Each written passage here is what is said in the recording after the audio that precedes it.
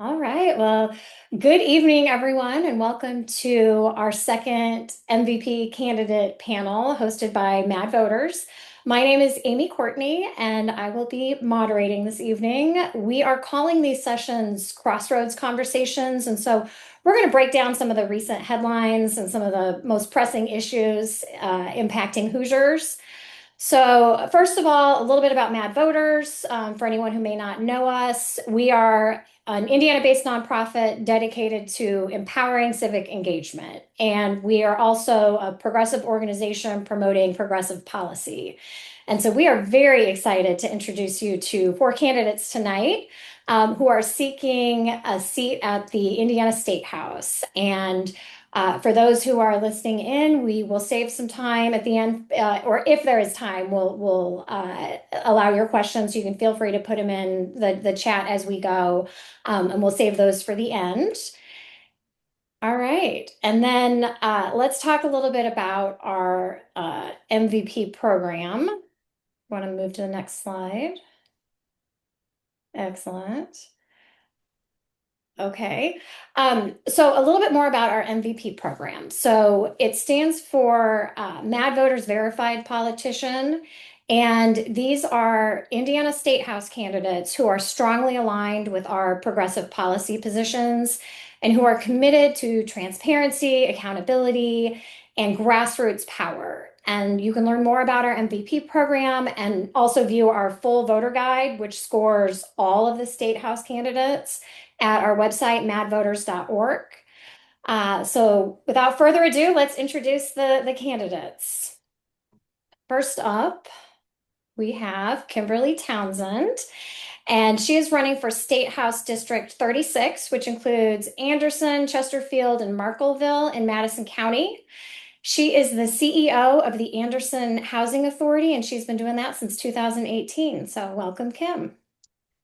And she also has the straightest boundary lines for her district we were discussing beforehand. All right, next up, we have John Bartlett, and he is running for State House District 33, which includes Winchester, Hartford City, and Portland. And John has worked in IT for 25 years, and he lives on his family farm. So welcome, John. After that, we have Jackson Hayes, who's running for State House District 41, which includes Frankfort, Lebanon, and Dayton. And Jackson has lived in many states across the country where he has seen firsthand how hard people work to get by and how often they are hurt by the systems that are supposed to protect and help them. I think we can all relate to that. So, welcome, Jackson.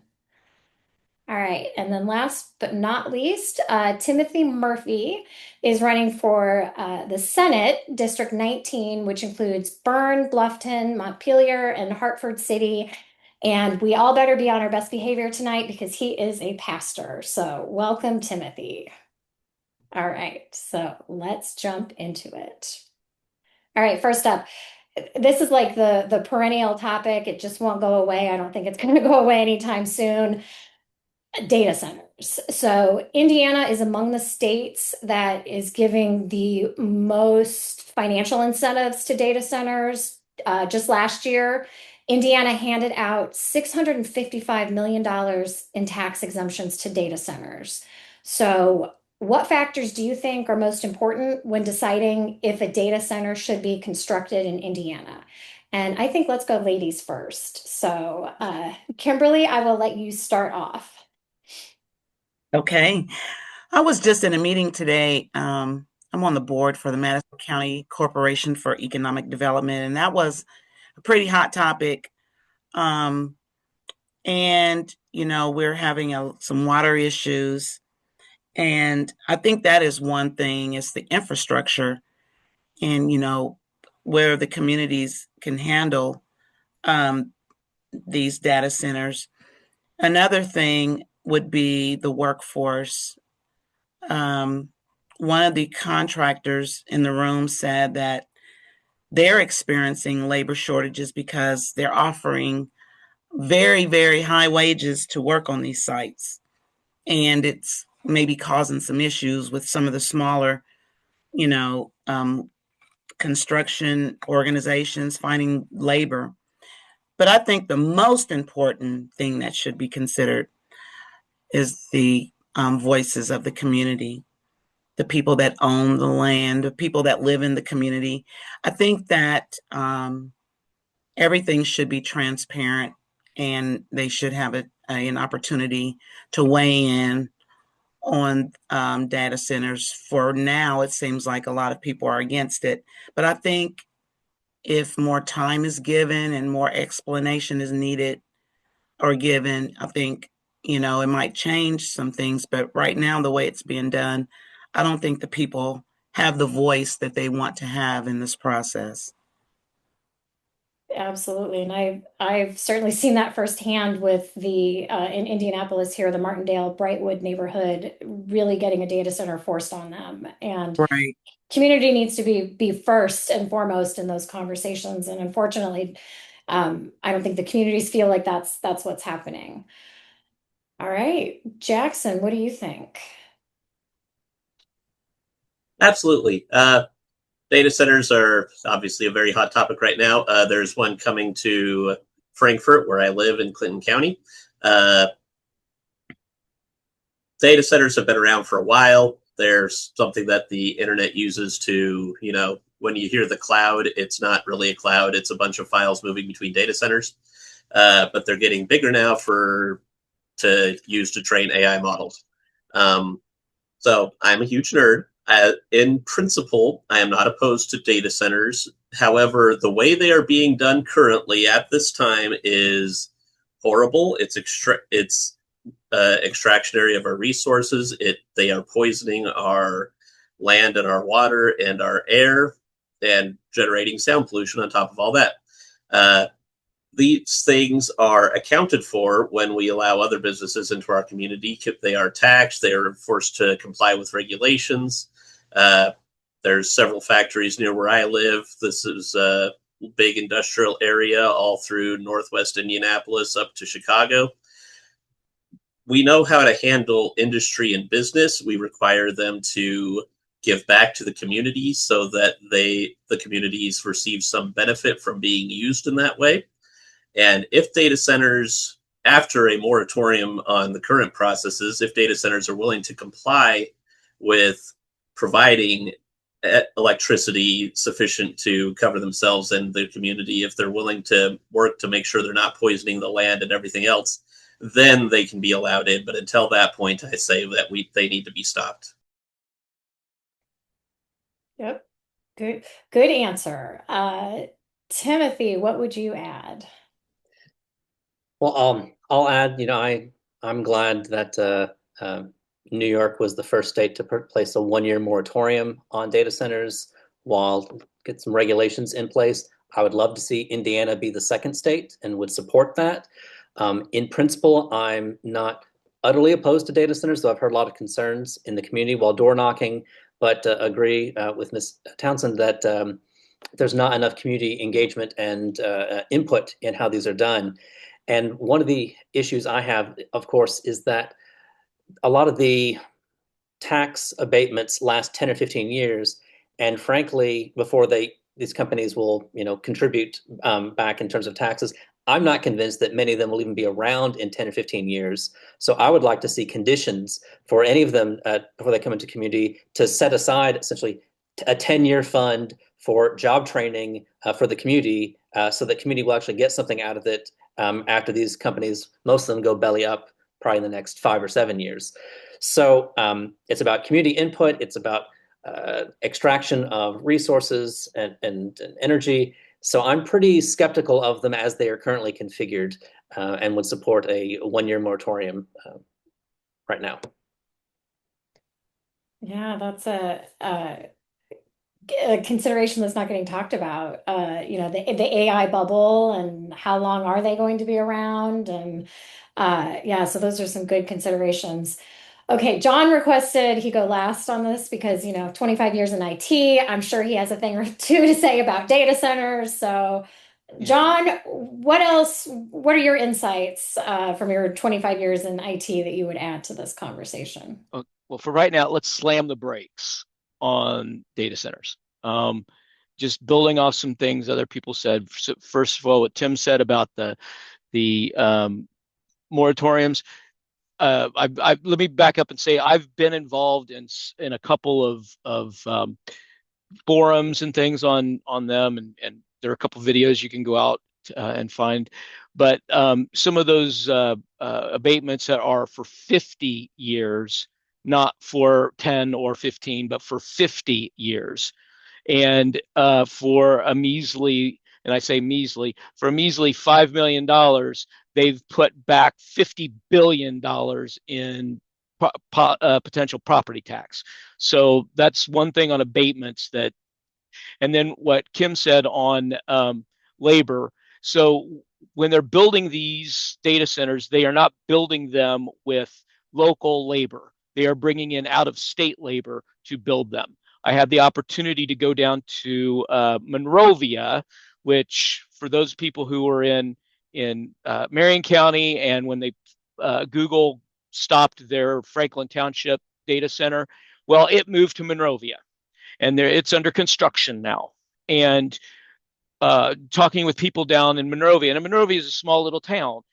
Most of the people who are working on the data centers are out of state. They've got a lot of out of state people staying in the hotels and spending money there, but they're all out of state labor. They're not the actual labor building those data centers are not from local sources. Beyond that, I'm strongly opposed to proceeding the way that they are currently able to build them.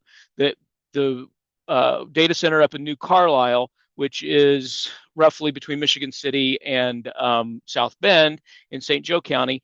That's one of the largest data centers, if not the largest data center in the U.S. right now. Its water system, that you'll hear the term closed loop thrown around a lot, which means how they cool the processors.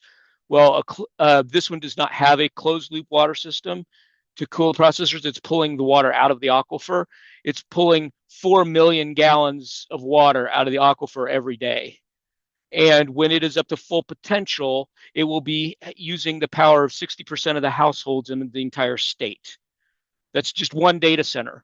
So we're talking about massive amounts of power that we don't have the ability to produce. And if your electric bills went up, that's because half the power in Indiana right now is being used by data centers.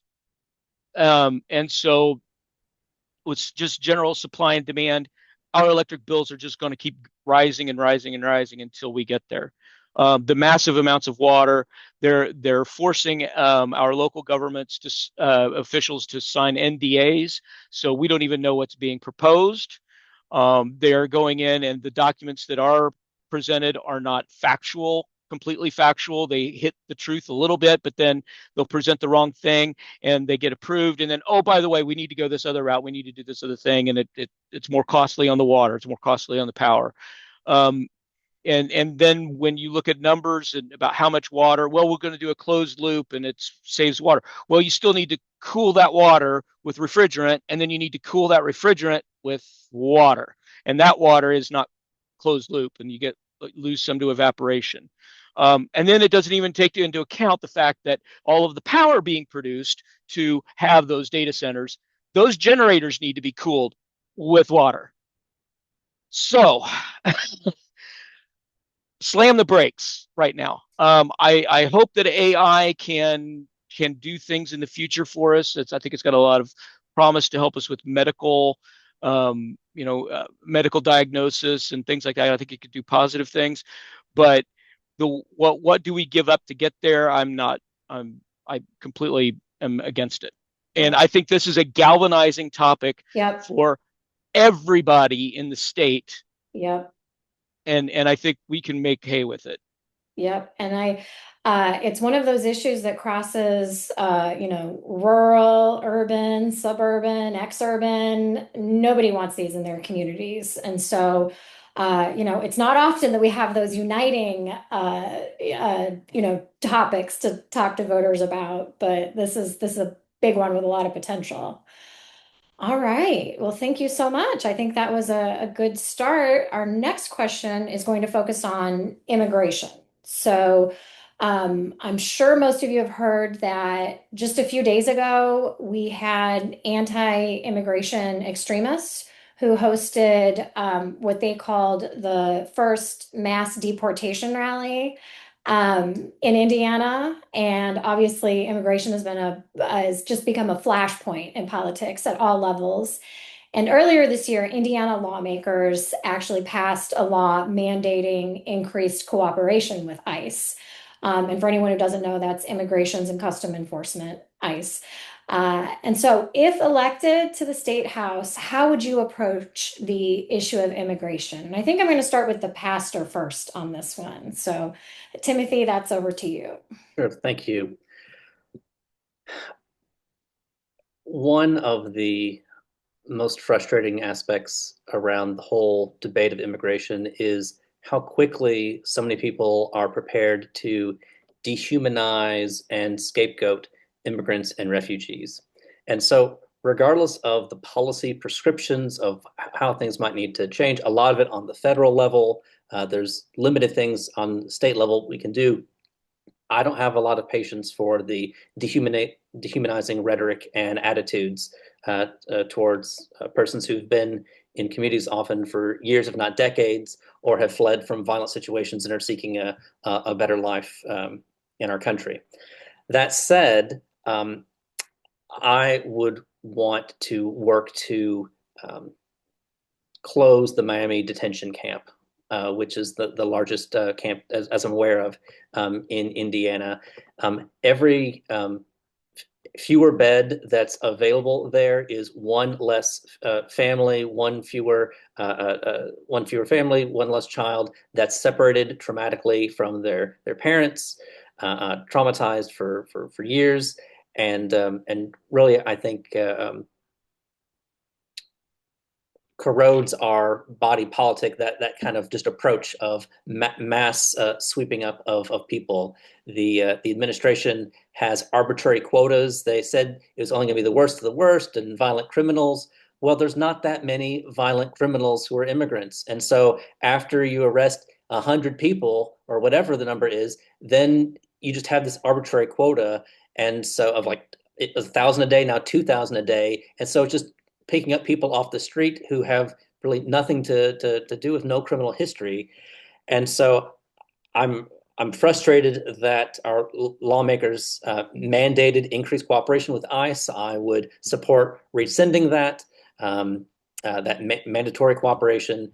But it just seems like our attitude and our hearts are in just like the starting point is in the wrong spot before we even get to like what policy specifics we want to get into. And so that's kind of the angle I would approach as a state senator and as a pastor. Yeah, love your neighbor, right?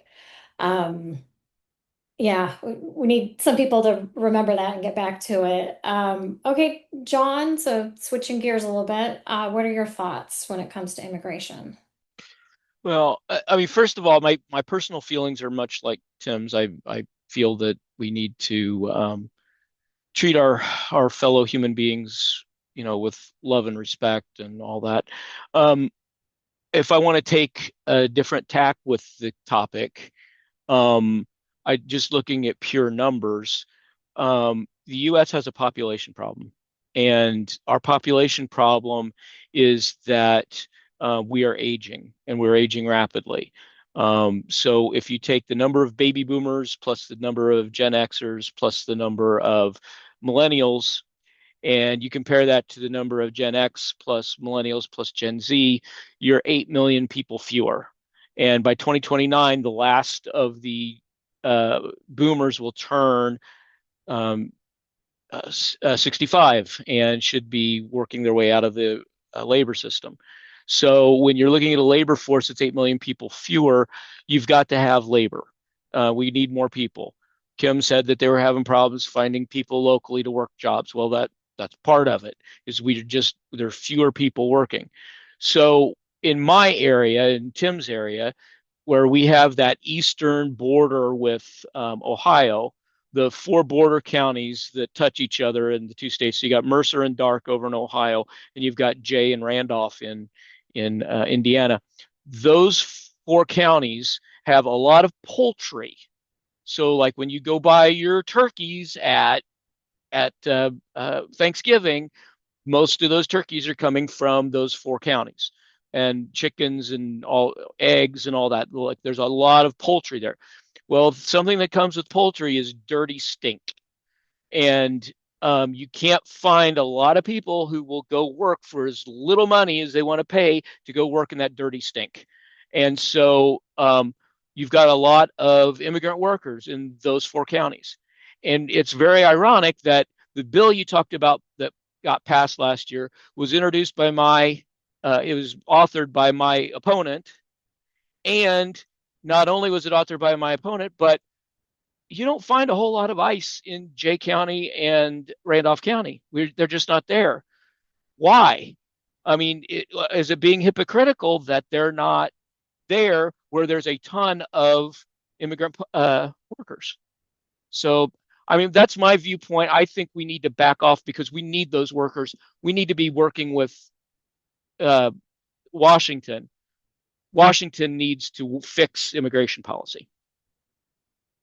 Yeah, absolutely. We are, from an economic standpoint, certainly shooting ourselves in the foot by not attacking this issue in a good faith way. So, Kimberly, what would you add to the immigration debate?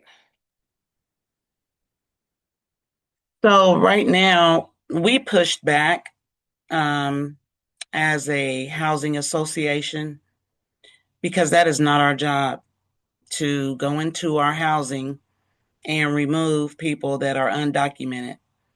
We don't, we don't do the intake with someone that doesn't have the right credentials, but we're kind of being forced, to remove people, and we pushed back and said that that's not our job because it could be someone in the family that is legal and had all the documents, and they allowed some family members to come and live there. It's really seldom what you do, but how it's being done. And there's more to this than just saying, oh, we don't, we want to close our borders, secure the borders. It is a racial thing, and it's being treated that way. I've written 2 letters myself to a family that I've taken in pretty much and provided work for them. Their daughter is DACA. We paid for her to continue her DACA as our front desk receptionist because she's the best one that we've had.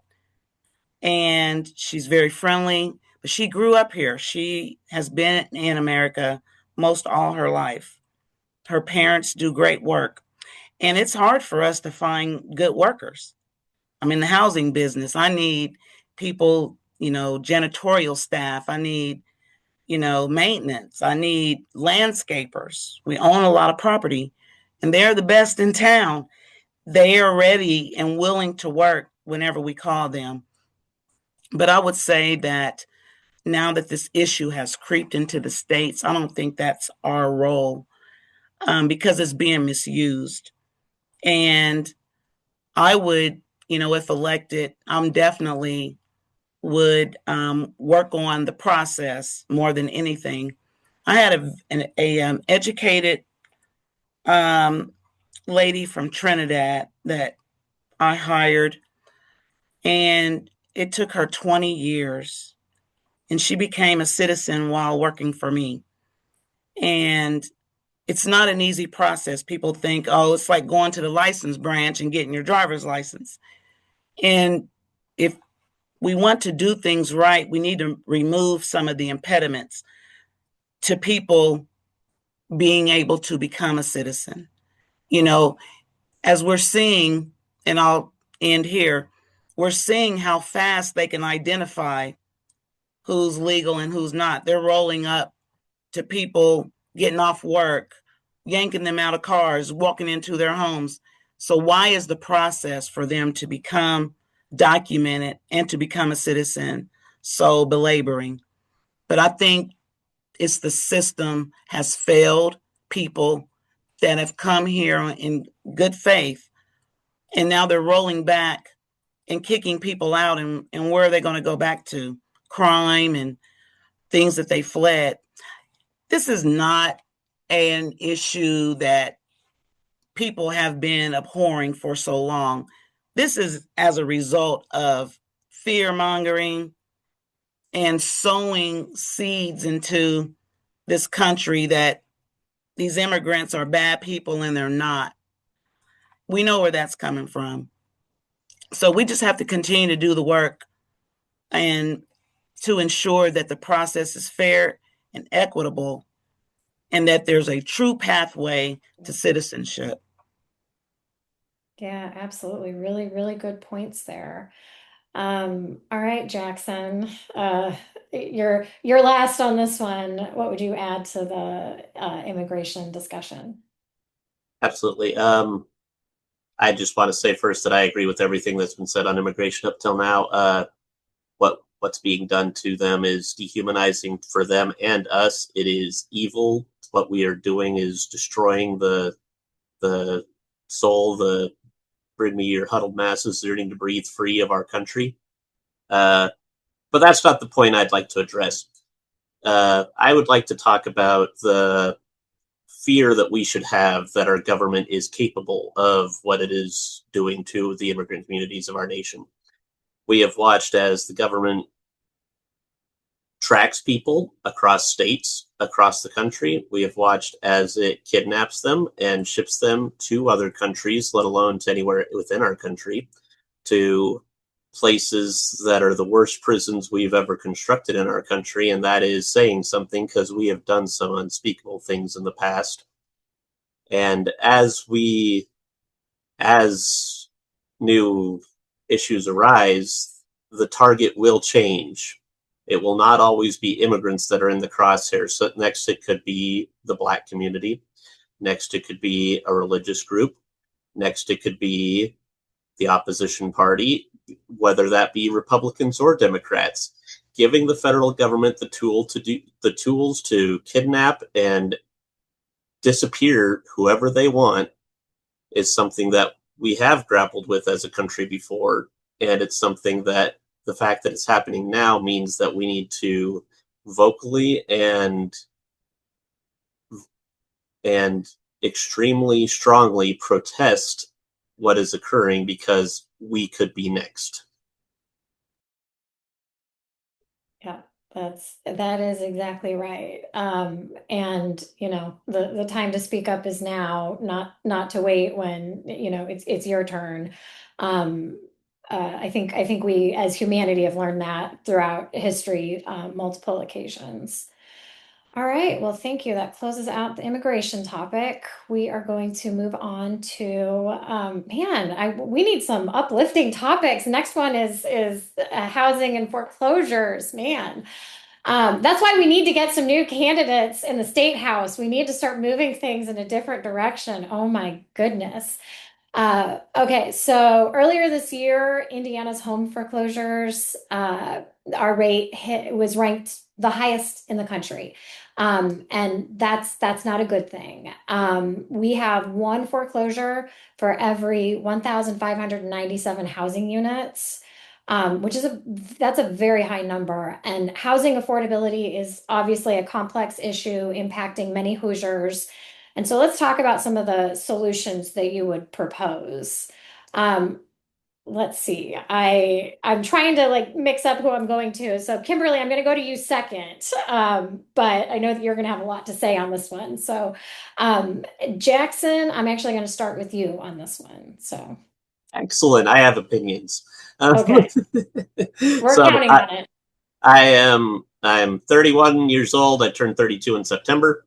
I have known my whole life that owning a home is not something that will happen easily, if ever. That's a hard thing to think about a lot of times. None of my friends own homes. None of my family my age own their own home. This is something that's increasingly scary as we all get older, that we are, as we make more money in our careers, we are still incapable of getting to the point where a bank will approve a loan for any one of us. And that's hard. And as to solutions to that for our state, the only ones that make any sense are kick businesses out of owning multiple properties, ensure that more properties are being built, and have some sort of state-sponsored or state-led loaning effort to start increasing the generational wealth required to buy homes for all families. Because if we want to rebuild or reduce the economic disparity, right, we need to start giving people the means to purchase these large assets. And until that happens, it's not going to get any better. Yeah, so much for the American dream. Man, that's yeah, it's unsettling. All right, Kimberly, I think you're the resident expert on this topic, so very interested in your insights. So I'm mainly like this season in my life on the rental side, but I can talk about this. One thing that I plan to do, I don't know how I'm going to get it done, but I believe I can get it done. We need a housing committee at the Statehouse. And they tell me there is none, because this is one of the biggest issues and pretty much what prompted me to run. It's just out of control on both sides. Rental, foreclosures, pricing, all of those things. But we have been working on a model for home ownership with our clients. I mean, these are, single moms that came to us with zero income, and we've been, subsidizing their rent. But we have entered into like an agreement with them, family self-sufficiency, where the money, if they get a job and as they get raises, anything that causes their rent to go up, it goes into an escrow account. I've had probably 6 moms to graduate and become first-time home buyers. But one problem that I see with the foreclosure problem is that there's properties that are now, like my parents, they're both deceased. So we're into another generation of, 50s, 60s, maybe taking over property from their parents that was probably in very bad need of repair when they got the property. And unable to afford the renovations is a big driver for people losing their home. They can't afford a roof. They can't afford even to keep the homeowner's insurance up. Everything is through the roof. And so it's just becoming very unaffordable in the housing arena, period. And that is allowing out-of-town investors to come in with no skin in the game in the community. They throw some paint and a couple little flowers on the porch and they rent it for exorbitant amount of cost. Lenders are getting desperate because people are now, I see a population that I work with, they don't have a banking relationship. They have Chime. They have other alternative PayPal and things like that, but they don't have a credit history built to be able to go into a lending company and afford, a mortgage. So there's a big gap now forming between my age and up. And, there's some that are able to do this, but it's just like Hamilton County, their service staff can't live there. They can't afford to live there. So they need to go into some of the surrounding areas like Anderson, to be able to find affordable housing on either side, home ownership or renter. So there's so many dynamics. I could talk forever and I have to stop because I'll take the rest of this plus time tomorrow talking about this. But just know that my number one priority for the State House is housing. Yeah, and I mean it's pretty important. I think if I'm remembering correctly, it's something like 50% of renters can't afford rent in Indiana. That's insane. Something's got to change there. So yeah, I like your committee idea. We could use that perspective in the State House for sure. Back to what John said about utilities, if that's another factor, all the utility rates are going up. So nowadays, people don't give you a place all utilities paid. It's just unaffordable. So I'm sorry, but like I said, Yeah. you struck a nerve with me with that question. Yeah, yeah. And it's like all these issues are just compounding each other. And they're so interrelated. Okay, John, what are your thoughts on the housing and foreclosure issues? Well, I tend to look at things and step back, step up, I guess, and look down and see the bigger picture of things. Housing is a major issue, but it is so interconnected into, just like what Kim just said, it's so interconnected with so many other things. Um, I mean, wages. Wages need to come up. We haven't had, we are in the longest period without an increase to the minimum wage ever. It's been like 15 years since the minimum wage, or almost 20 years, I think, since the minimum wage has been increased. And it hasn't even taken into account that we've had two major bouts of inflation in that time period. And prices didn't go down, but we're not paying our workers anymore. Well, so and in one of these meetings I was at over the property tax thing, and we're not even talking about that, but in one of these meetings, people were talking about, well, if the kids would just stop buying their lattes and spend their money correctly, and it's like, do you know how many? My kids are in their 20s and early 30s. My youngest has worked three jobs, to just to make it, just to Yeah. make rent. And even so, I mean, like we've still been helping on the cell phone and the auto insurance and things like that. They don't have good cars, but they can't afford to get out of that rental thing. They're working 60 hours a week, no days off. Wages are huge. They need good jobs, and I could talk all day about that. But then you've got these landlords who come in, like she was talking about landlords that don't have skin in the game. You've got landlords that come in, even into the small little cities, and they buy up everything. And they let, they rent them to people for a huge amount of money. And, you don't want to live in a slum that's at a house that's falling apart.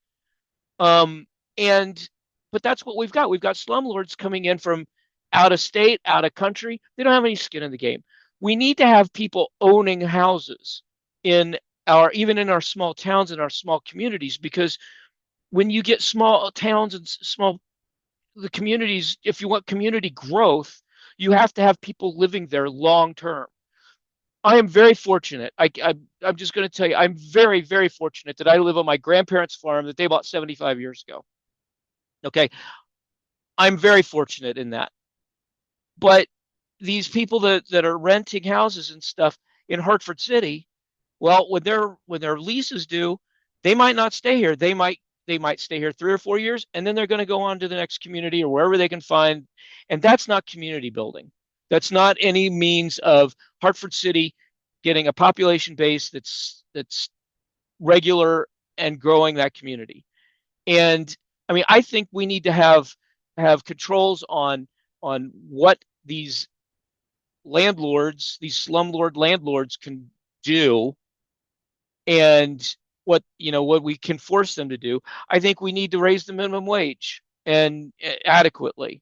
I think we need to do things so that we have it where people can afford to buy houses. Yeah, absolutely. There's just like I said, so many problems and they're all compounding each other. So Timothy, we haven't heard from you yet on this one. Thank you. Um, I liked what I heard from Kimberly. I think I agree with all of that. Two things I would add as it relates to renting, which is a huge part of housing, is to expand tenant rights in Indiana. We have some of the weakest tenant rights in the country. And so that's like just a starting point in terms of helping people, like stabilizing community and where people are able to stay and not just being forced out. As far as affordability, I think we should go follow what the state of Oregon did, which to help expand the supply of housing, they made a couple of regulatory changes, two of which they sound technical, but they have a big impact. One is to eliminate single family zoning, period, and eliminate parking minimums. Because one of the issues is we have this huge gap where it's either, lots of apartments in a place or homes people can't afford, but we have this huge missing middle. Duplexes, triplexes, townhomes, cottage villages of like starter homes. Like starter homes are not economical. There's not enough supply. And so people end up competing, like upper middle class 30 somethings are competing for starter homes. So, I mean, where does that leave working class people and people on fixed incomes and so forth? So we need to expand the supply. And one of the ways to do that is to make it easier to build more types of homes in a variety of places. And so often our neighborhoods are zoned like 90% plus single family only. And so accessory dwelling units aren't allowed. To allow more types of housing to be built so that more people can actually get into it, to actually increase that supply, which would lower the cost.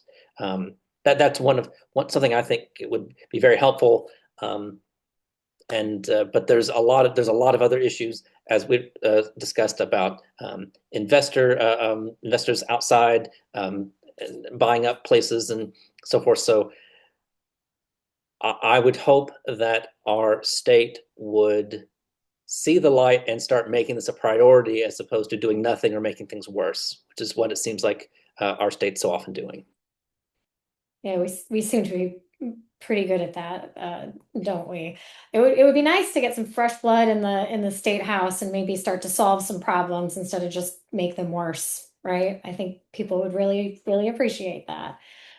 All right, so those were the main topics that we had for tonight. So now we're going to do the speed round. So try to keep your answers to 60 seconds. Not gonna time you, but you're on the honor system.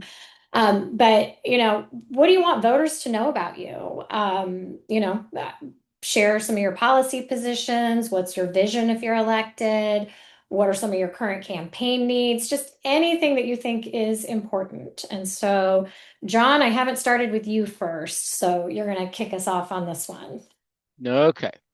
Well, I'm John Bartlett, and if you know me, if you see me around, I've got a 2-year-old grandson, and he's just the love of our lives. And like I said, I live on my grandparents' farm, and I would like for him to have the opportunity to live on my grandparents' farm when he gets older.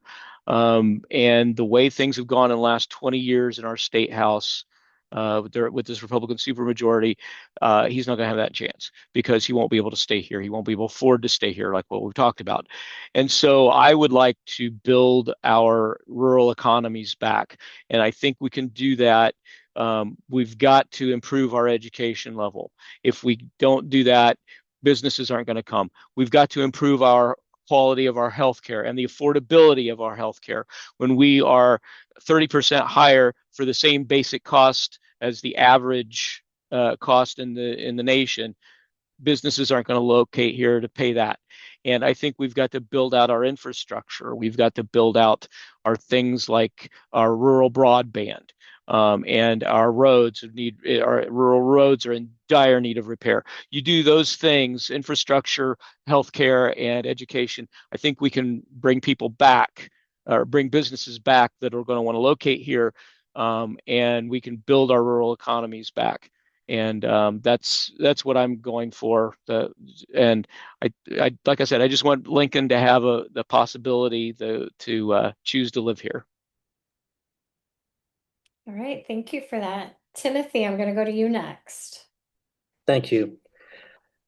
So when I'm knocking on doors and talking to people, I always let people know that I'm running in part for state senate because I believe that our political and economic system is fundamentally not working very well for most people, really just for the wealthy and well-connected. And so I'm running to fight to improve healthcare, for affordable childcare, and to strengthen democracy through things like citizen ballot initiatives that would give everyday Hoosiers a greater say in the democratic direction of our state.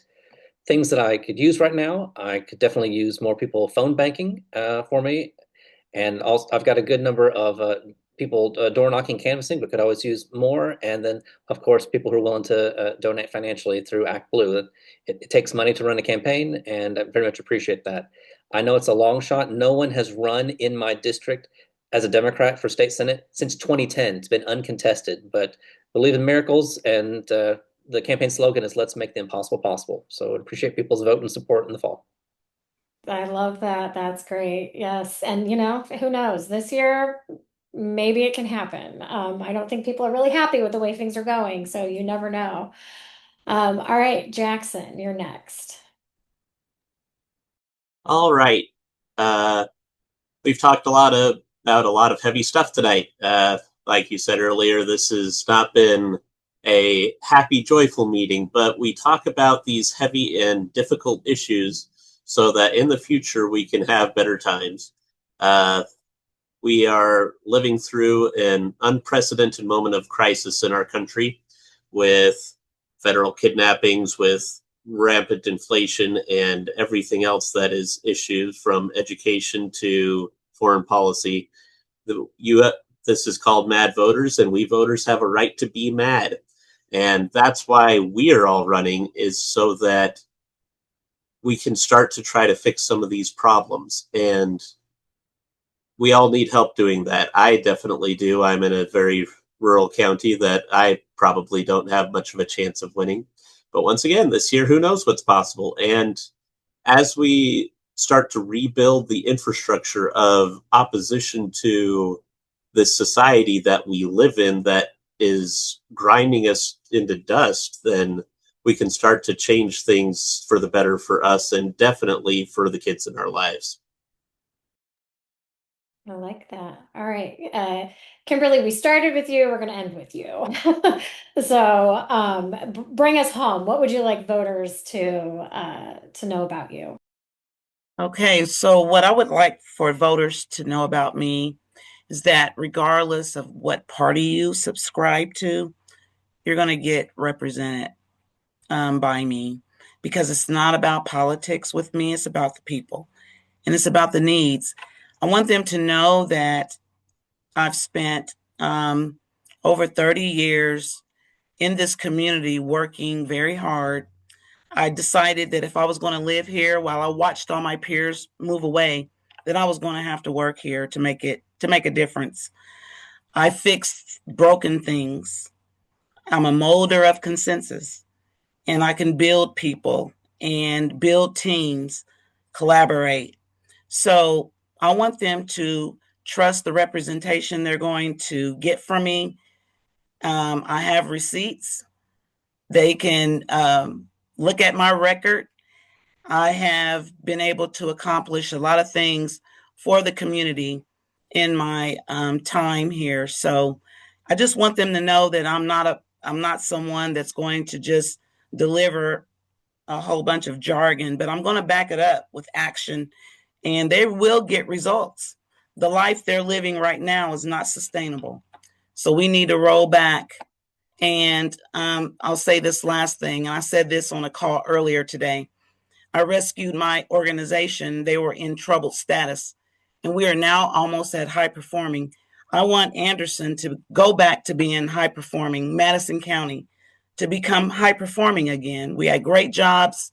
We had a sense of community, and we have lost our way. But I believe we can find our way back with the right leadership.